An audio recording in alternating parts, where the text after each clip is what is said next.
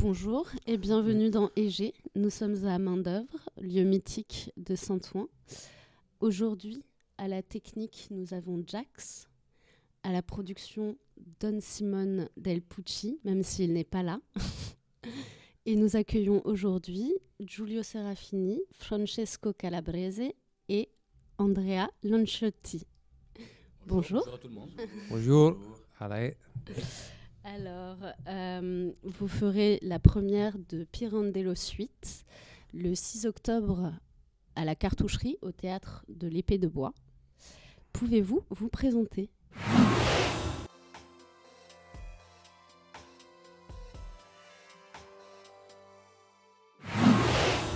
Tout simplement, moi je m'appelle Giulio Serafini, donc j'habite Paris depuis 15 ans. Je suis comédien, metteur en scène et producteur à mes heures perdues.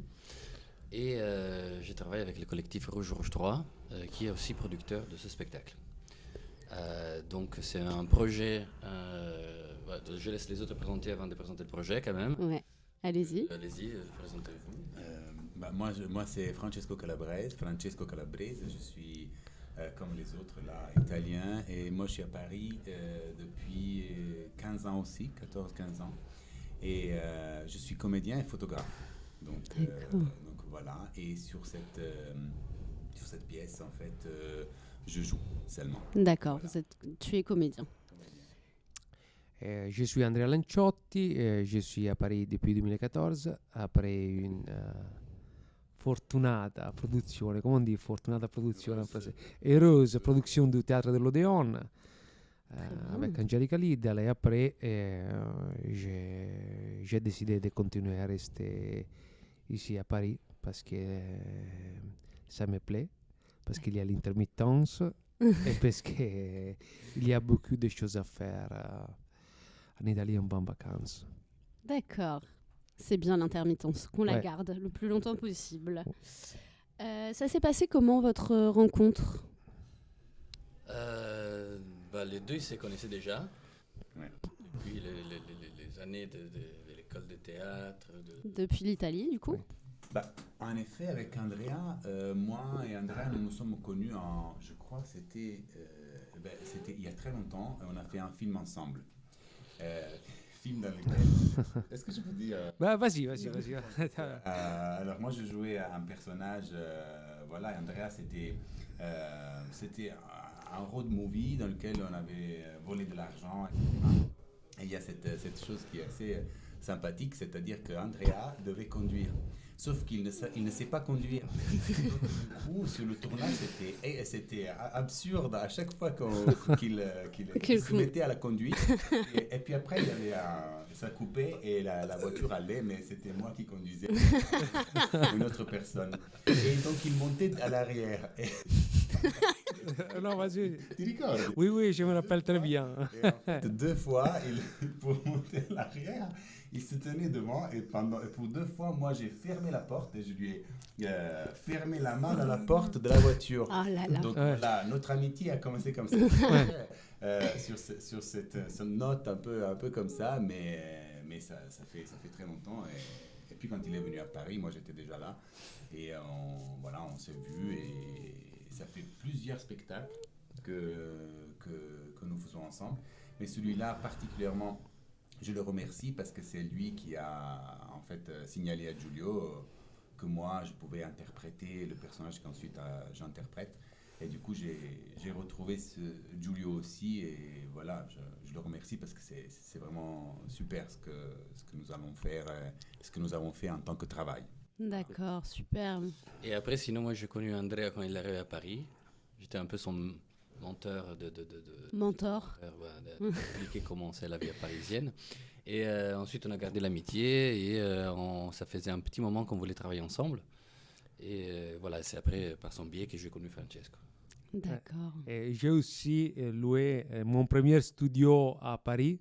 C'était le studio de Giulio à Auch, et je devais garder son chat. Le Giulio m'a dit, on ne se connaissait pas très bien, il m'a dit, Andrea, Giulio, écoute, moi j'ai un petit problème, je dois venir à Paris. Écoute, tu viens chez moi, mais l'important est que tu me gardes mon chat, Et moi, j'ai dit OK, j'ai dit oui, parce que quand tu te dans la galère. Mais les, les chats de Giulio étaient fantastiques, parce que c'était grosse comme ça, c'était presque un 15 hippopotame. kilos de chat. Ouais. Et il ne bougeait pas, il restait toujours assis là-bas. Parfois, il essayait de sauter, mais non. Et en fait, il ne fallait pas lui donner à manger, il fallait vérifier qu'il ne mange pas trop. D'accord. C'était un Manger chat des pâtes? À régime. Il mangeait ses pâtes, oui. C'est pas... Ok. Bon, on va passer à la suite. Est-ce que vous pouvez nous parler de Pirandello, qui est un auteur italien? Et du coup, vu que vous allez interpréter 3 pièces dans une pièce, est-ce que vous pouvez me parler de l'auteur et de ce qu'il représente dans la culture italienne? Pirandello, c'est un peu, disons, le dramaturge le plus connu en Italie. C'est aussi un novelliste, un écrivain de romans. Et il est devenu vraiment très célèbre grâce à ses pièces, pour lesquelles après il a gagné le prix Nobel en 1934. Et disons que c'était un peu la fin, en fin 1800, une fin du théâtre bourgeois et de nouveaux codes qui venaient. C'est notamment lui qui a lancé un peu le théâtre dans le théâtre. Il a en fait innové énormément la scène dramaturgique italienne, qui jusqu'à alors c'était plutôt un théâtre bourgeois. Et en plus, avec une poétique assez pessimiste, mais en même temps, il gardait un humorisme très fort. Et c'est le mélange de tragique et comique qui pour moi l'a rendu célèbre, parce que dans ces textes qui sont quand même assez intenses, il y a un humour très fort, et on peut lire entre les lignes une envie d'amusement, surtout de casser un peu ces codes du théâtre bourgeois et des codes de la société de l'époque qui étaient très fermés, et c'était un peu un précurseur. Bon, après, c'était aussi ses choix politiques. Il a adhéré au fascisme comme ça, un peu sans y croire trop, mais parce qu'il voyait une évolution dans la société italienne qui allait dans cette direction-là. Et il a en partie adhéré au mouvement futuriste. Et voilà, après il est mort en 1936, donc il n'a pas vu ni la guerre. Heureusement, ni la guerre. finalement. Mais voilà, donc c'est un personnage qui a différentes facettes, qui a surtout innové énormément dans le théâtre, et pour laquelle on le connaît à côté de Goldoni, peut-être comme le plus grand dramaturge italien. Effectivement, nous jouons une pièce c'est 3 pièces. C'est une trilogie de pièces courtes de Pirandello, justement. La Patente, L'Uomo del fiore in bocca et L'Imbecille. Ces 3 pièces sont des pièces que pour moi, ça se lie assez. C'est assez organique, la liaison entre les 3. C'est pour ça que j'ai décidé de l'appeler Pirandello Suite, parce que ça fait une suite logique. On voit 3 personnages qui sont un peu aux extrêmes, sont un peu dans des situations extrêmes, et comment ils s'en sortent de ces situations, comment ils acceptent leur destinée. Ce n'est pas toujours si simple. 1 plus 1, ça fait pas 2. C'est plutôt une évolution assez intéressante, plein de coups de théâtre. Donc voilà, c'est à découvrir au Théâtre Le Pied des Bois. Ouais, ok, très bien. Et du coup, vous jouez en italien cette pièce qui sera surtitrée en français, du coup. Qu'est-ce que ça représente pour vous de jouer en italien en France, déjà? C'est pas hyper commun. Enfin, moi, personnellement, j'ai jamais vu de pièces jouées dans leur langue originelle, si ce n'est des pièces françaises, bien sûr.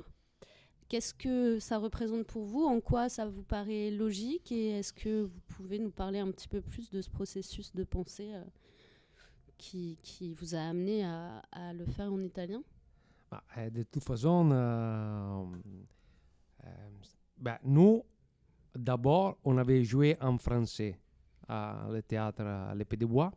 Juste le premier volet, en fait, la patente. Okay. En français, on l'a traduit le brevet de sorcier. Exactement. Et après, le directeur nous a vus et a dit, bien, vous me plaisez, nous, on va mettre dans la programmation l'année prochaine. Mais je veux que vous jouez en italien. Et maintenant, je passe la parole à Francesco parce qu'il voulait beaucoup dire ces choses sur l'italien et je sais qu'il tient à cœur. Donc, excuse-moi, c'est vrai que plusieurs fois, j'ai dit pendant les répètes, etc., que ça fait 15 ans que je suis en France et c'est après 15 ans, la première fois que je rejoue dans ma langue maternelle. Moi, j'ai fait le conservatoire à Rome. Et puis après, j'ai fait un peu de cinéma et un peu de théâtre en Italie. Mais après, j'ai vraiment démarré ici en France, on va dire, ce qu'on peut appeler une humble carrière, dans le théâtre public notamment. Et donc, en fait, ça faisait 15 ans que je ne jouais pas dans ma langue maternelle. Et du coup, j'ai pris un plaisir énorme à mémoriser, et donc du coup la langue de Pirandello, à mémoriser et à jouer avec Andrea et Giulio dans ma langue. C'est comme si quelque chose avait été retrouvé en fait au fond de moi, qui était là, qui avait été quelque part un peu oublié. Et donc du coup, voilà, c'est pour ça qu'Andrea me l'a fait dire, parce que moi ça m'a fait beaucoup de bien. Et du coup, de transmettre ça en fait aux autres sur un plateau comme celui de l'Épée de Bois, qui est un très beau théâtre. En fait, on peut dire quelque chose de l'ordre de la fierté, peut-être. Ça, je ne sais pas pour eux, mais pour moi en tout cas, je suis ravi de pouvoir jouer dans ma langue, et surtout cette langue spécifique, parce que Pirandello c'est pas n'importe qui. Donc avec Tchekhov a été considéré l'auteur psychologique, et où la parole, le mot, est d'une certaine manière hyper important. Donc du coup, c'est peut-être pour ça que le fait de retrouver cette langue de Pirandello m'a fait d'autant plus de bien. Voilà. Mais je pense que pour Andrea, c'est pareil. Oui, très bien, Francesco. Ouais. Je suis en train de pleurer. Non, il s'agit pas de pleurer, c'est incroyable. Non, mais d'ailleurs, lui aussi, c'est-à-dire qu'il ne le dit pas. Mais quand on jouait en français la même pièce, et maintenant qu'on en joue en italien, sincèrement, il est beaucoup mieux dans sa langue maternelle. Parce qu'en français, j'étais moche. C'est pour ça que je prends du plaisir. Mon français, c'est tellement pire, encore la R. Mais comment vous faites à rouler? Le R moche. La R moche. Voilà. Mais... Okay. Oui. C'est hyper intéressant. Et est-ce que vous pouvez me dire depuis combien de temps, du coup, vous préparez... ce spectacle Pirandello Suite? Du coup, vous m'avez dit que vous aviez déjà joué le brevet des sorciers. Je ne sais pas comment on le dit en italien. Je ne me suis pas entraînée, donc je ne vais pas essayer. La patente. La patente. Nous sommes beaucoup plus simples, hein, la patente. Oui, c'est moins à rallonge. Mais du coup, vous préparez ce spectacle depuis quand? Et depuis quand, toi, Giulio, et vous, ça vous a pris de vouloir jouer du Pirandello? Donc... La patente, c'est le premier volet qu'on a travaillé, surtout pour les écoles, parce qu'ils traitent de la thématique de l'exclusion sociale, et donc c'était quelque chose qui s'est prêté à être montré en public scolaire. Après, on fait un atelier sur justement l'exclusion sociale et tout ce qui peut dériver. L'harcèlement, pour moi, c'est un dérivé d'une sorte d'exclusion. Donc on l'a préparé depuis un petit moment, après le Covid, en fait, en 2021. Et justement, le Pirandello Suite, après, c'est arrivé comme un éclair de génie, génie du directeur du théâtre. Enfin, nous, on ne s'attendait pas, et on n'aurait jamais pensé tout seul. Tiens, on va jouer une pièce en italien. Mais après, ça s'est fait depuis le mois d'avril, à peu près, mars-avril. Et à partir de là, voilà, il y avait eu la traduction à faire, le casting, les choix de personnages, évidemment. Il y a eu quand même une petite adaptation du deuxième texte, L'imbécile, parce qu'en scène, il y a 7 comédiens, et donc nous ne sommes que 3. Donc on a adapté ça à 3. Et donc, voilà, la préparation n'a pas été si longue que ça. Nous avons eu en tout 3 semaines de répétition, avec peut-être quelques lectures à la maison, allongées sur le canapé. Mais voilà, ça a été, 3 semaines. ça a été monté assez rapidement. Mais ça a été possible grâce justement au travail qu'on a fait sur la première pièce, sur laquelle on a appris à se connaître. Au moins, moi, j'ai appris à les connaître vraiment parce que, bon, Francesco, je ne les connaissais pas du tout, par des amitiés en commun. Mais voilà. Et avec André, on avait travaillé très peu sur d'autres choses, surtout un lien d'amitié. On a aussi sur Dante. Mais là, ces 2 ans de préparation de cette pièce scolaire, ça nous a donné la permission, la possibilité de se connaître, d'avoir un langage en commun, de prendre nos marques. Et ensuite, voilà, le travail, ça a pu se faire assez rapidement. Et en tant que metteur en scène, je ne suis pas mécontent du résultat. Pour l'instant. Oui, du coup, tu es metteur en scène et comédien dans cette pièce Pirandello Suite. Et producteur. Et producteur, et il a toutes les casquettes. Et écrivain, et surveille la musique, il fait tout. Babysitter aussi. Babysitter, tout à fait. Parce que tu as un enfant, d'ailleurs, je passe une dédicace à mon neveu Liam, si tu m'entends, je t'aime. Et je passe une dédicace aussi à vos 2 enfants. Ça fait quoi, en fait, d'être parent en France, d'enfants français, et vous êtes italien, et vous jouez en italien. Et du coup, c'est comment vous... Mon petit ne pourra pas venir voir, vu qu'il a 15 mois, donc... il ne comprendra pas? Non, il ne comprendra pas. C'est une pièce où les textes ont une certaine importance. Encore, je jouais des spectacles plus clownesques, ou alors des pièces... plus physique, et là il a pu voir même plus petit, il a pu s'amuser, mais là ça serait un peu inutile, et je ne veux pas parler pour toi, mais toi pareil, Hugo, mon fils, il a 6 ans, et donc il faut savoir que lui, la première pièce qu'il a vue au théâtre, c'était une pièce, parce que nous on avait commencé depuis peu le travail sur le Bourgeois du Sorcier, donc je l'ai amené voir au théâtre Giulio, c'est-à-dire une pièce dans laquelle lui il joue, qui est Don Quichotte. Ah oui. Et donc pour lui, pour Hugo, Giulio est resté Don Quichotte. Donc du coup, quand je dis oui, non, je vais faire les répètes avec Giulio, etc. Lui, pour lui, c'est Don Quichotte. Et de Giulio, non, il comprend pas, etc. Bon, donc il me dit, vous avez des épées, etc. Cela dit, Hugo, je ne sais pas s'il pourra venir et surtout comprendre ce genre de langage. De dramaturgie, ouais, c'est quand même pour adultes. Il est peut-être un peu petit, 6 ans. Donc voilà, peut-être, hein, je ne sais pas, mais pour l'instant, on va en tout cas être là, enfin être parent italien, voilà, c'est une richesse, en tout cas. Moi, mon fils, il parle italien, donc du coup, parce que je lui parle tout le temps italien, et ça, c'est quand même assez joli, je pense. Voilà, toi aussi, Giulio, tu parles à Roméo Oui, pour l'instant, il répond Guigui, Gagaga, Gogougou, mais voilà, il faut faire l'effort, parce que quand même, comme dit Francesco, c'est une richesse. Si moi, j'avais eu la possibilité d'apprendre une langue si petite, ça aurait été une double langue maternelle. En plus, ils apprendront l'anglais, d'autres langues, j'espère, mais ça leur fait directement, après le bac, un travail. Enfin, au moins, tu peux être interprète, traducteur ou prof. Tu as déjà un petit job. Donc ça, c'est assez sympathique. Mais bon, de toute façon, la richesse de la culture, ça, c'est quelque chose que c'est une transmission très importante. Après, on leur apprendra à faire pas trop de différence. Moi, je suis plutôt sur le côté international. Et j'ai eu quand je suis arrivé à Paris, c'était évidemment, je parlais pas la langue, donc je me suis rapproché plutôt des Italiens, mais je me suis rendu compte que c'était pas forcément les plus sympathiques, au moins ceux qui étaient là.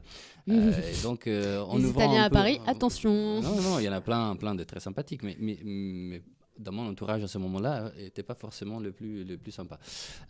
Donc ça m'a fait aller plutôt vers les autres, vers d'autres étrangers, vers des Français. Comme ceux que nous avons dans notre collectif d'artistes communs, Rouge 3, Tout à fait.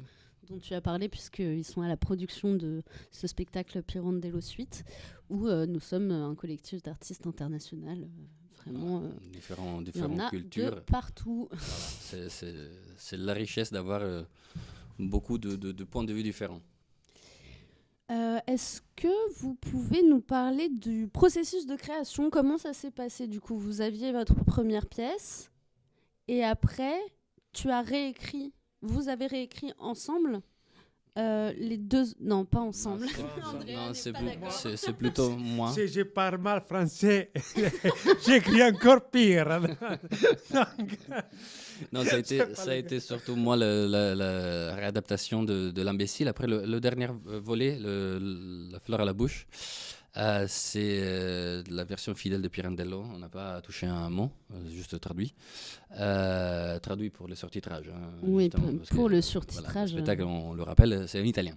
Va falloir être concentré. Hein. Voilà, mais bon, après je me suis dit que les Français ils ont cette facilité parce que tous les films ils sont souvent en VO, donc il y a quand même déjà une petite enfin une petite vitesse en plus par rapport à l'Italie où tous les films sont traduits, tout est traduit. Ah ouais, du coup, c'est la VI, Voilà, tout à fait, la version italienne. la version italienne. Tout à fait. On n'a pas l'habitude. Et donc, à niveau des processus créatifs, moi, j'ai un peu imposé les personnages comme je les sentais, surtout parce qu'on n'avait pas énormément de temps. Pour la première des trois pièces, on a un peu cherché qui pouvait jouer quoi, mais ils étaient tous les deux en scène et moi, j'étais plutôt l'aspect technique et mise en scène. Je me suis intégré en prenant des petits personnages pour donner un peu plus de vie et ne pas avoir que 3 dialogues, mais je voulais que ça garde un peu cette vie qu'il y a dans le texte de Pirandello. Et on a utilisé aussi des artifices vidéo pour donner d'autres personnages qui interviendront dans la pièce. Et bon, la dernière pièce, c'est un dialogue, donc on est resté assez fidèle à ça. Mais disons que normalement, moi, c'est une écriture de plateau. Quand j'ai fait de la réécriture, de la création en partant de nouvelles ou de romans, là, on s'est basé sur des textes existants. Donc, on était, disons, dans une étape, c'était déjà faite, l'écriture. On ne s'est pas penché trop là-dessus, sauf pour retrouver pour la traduction en français des bons mots, mais c'était surtout la recherche du personnage et après des répétitions et de la mise en scène. Ok, super. Et est-ce que vous pouvez finalement nous parler un petit peu du lieu où vous allez jouer, la cartoucherie, le théâtre de l'épée de bois? Est-ce que vous pouvez m'en parler? Ah ben, moi, je peux dire une chose que c'est un petit peu bizarre parce que les premiers spectacles que j'ai vus en France, c'était à la cartoucherie. Pas le théâtre Épée de Bois, mais à la théâtre, à l'aquarium, le théâtre de l'aquarium. Et j'étais resté enchanté de ce lieu comme ça fantastique, dans les bois. Il y a des théâtres comme ça grands. Tous 5 théâtres accrochés un à côté de l'autre, des chevals. Ouais, Et j'ai dit, ça serait pas mal un jour de venir à jouer ici. Et voilà, j'exauce tes vœux, voilà. Les rêves. Moi, c'était encore moi, je réponds parce que j'ai travaillé dans la troupe du théâtre de l'Épée des Bois pour 4 ans de suite, donc j'ai fait 4 productions avec eux. Donc c'est une connaissance que j'ai depuis un moment. C'est un théâtre fondé par Antonio Diaz-Florian. C'est un metteur en scène, comédien et directeur de compagnie péruvien qui habite en France. Il avait fondé son théâtre dans la rue de l'Épée des Bois dans les 5e, où maintenant il y a le cinéma de l'Épée des Bois. Et ensuite il a déménagé avec sa troupe à la Cartoucherie, dans un lieu à côté du Théâtre du Soleil, donc à côté d'Aren Mouchkine, que c'est la grande metteuse en scène qui a ouvert ce lieu de la cartoucherie, et donc il lui a donné la possibilité de faire son théâtre à côté. Et lui, il a construit tout en bois. Fidèle à son nom, il a voulu construire tout le théâtre en bois, et il y a plein de... Voilà, c'est un lieu assez magique. Entièrement en bois, tout fait par la troupe elle-même. Et donc, quand je suis arrivé là-bas, moi, j'ai travaillé sur des pièces françaises parce que c'est un des peu de metteurs en scène. Ils mettent en scène des pièces, des classiques français avec des métèques comme moi. Et donc, il a décidé j'ai décidé de continuer à travailler avec lui jusqu'au moment où je suis parti sur d'autres projets, mais toujours avec un fort lien avec ce théâtre. Et je suis retourné souvent pour y travailler, pour faire des résidences, jusqu'à ce qu'on avait ce projet et on cherchait un lieu pour jouer, pour inviter des classes. Et il m'a accueilli à bras ouverts. Et encore une fois, c'est lui qui était le moteur de cette magnifique aventure qui va commencer vendredi. Eh ben super, on a hâte de vous retrouver vendredi 6 octobre à 18h au théâtre. 19h. À 19h. Bah, arrivez en avance. Profitez du lieu, et c'est magnifique, comme À dit André. 19h au théâtre de l'Épée de Bois. Je vous remercie beaucoup. Je voudrais faire un petit excursus juste pour finir, parce qu'aujourd'hui, quand on était en train de faire les répétitions, on a connu qu'en Italie, le Globe Theatre, que c'était un autre théâtre fait en bois, dans un parc à Villa Borghese, comme la cartoucherie, voilà, est en train de fermer. En Italie, beaucoup de théâtres sont en train de fermer. Moi, on a ascolté le Théâtre Valle, Théâtre Liceo, maintenant Globe Theatre, la Cometa, tous les lieux culturels de Rome, que c'était une ville vraiment importante au niveau culturel, sont en train de fermer. Et je remercie la France pour l'engagement qu'il a quand ils se mettent sur la tête de faire des choses et continuer à résister parce que le théâtre, c'est la vie. C'est un théâtre. Merci beaucoup, Andrea. Merci à vous. Et du coup, on a hâte de vous retrouver vendredi 6 à 19h. Nous jouons, à savoir, jusqu'au 22. Et tous les week-ends, donc le vendredi à 19h et le samedi dimanche à 14h30. On peut vous retrouver sur Instagram @rougerouge3 avec toutes les infos ainsi que la billetterie. Si quelqu'un est intéressé. Si quelqu'un est intéressé, ce serait ça pas très, mal. Très bien accueilli. Merci beaucoup. Merci. Merci. Merci à toi.